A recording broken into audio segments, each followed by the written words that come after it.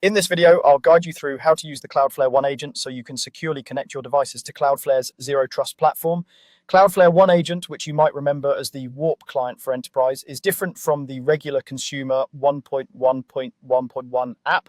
Instead of just speeding up your internet or providing basic privacy, this agent is built specifically for security policies, private networking, and even post-quantum encryption. In other words, it's designed for organizations that want tight control over how their users connect to internal applications and the broader internet. Before you install the agent on any device, you need to prepare things in the Cloudflare Zero Trust dashboard. Start by signing into your Cloudflare account and navigating to the Zero Trust section. From there, look for the settings area and then choose Warp Client. Inside that section, go to Device Enrollment. This is where you define which users are allowed to enroll their devices with the Cloudflare One Agent. Create a device enrollment rule that matches your organization's requirements. A common example is to allow only users with your company's email domain. This means that when someone tries to log in through the agent, Cloudflare checks whether their email address matches the rule you created.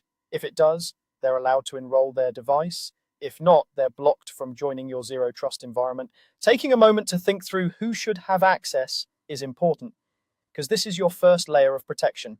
Once your device enrollment rule is in place, the next piece you need to configure is how users will actually authenticate. Still in the Zero Trust dashboard, go to Settings and then Authentication. Here you'll see the different login methods you can enable for your organization. At minimum, make sure you have at least one method active.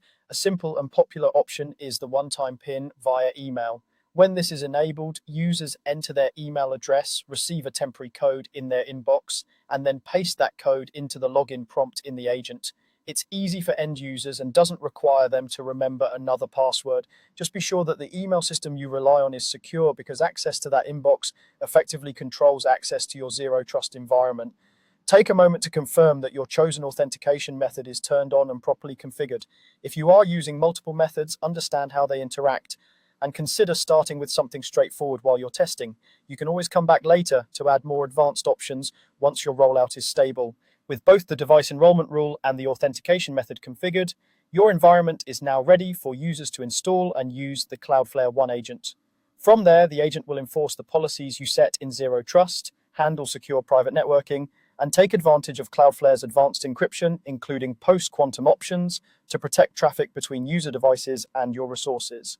To recap, you prepared Cloudflare One Agent for use by defining who can enroll devices under device enrollment, and by ensuring at least one login method, like one-time PIN via email, is active under authentication.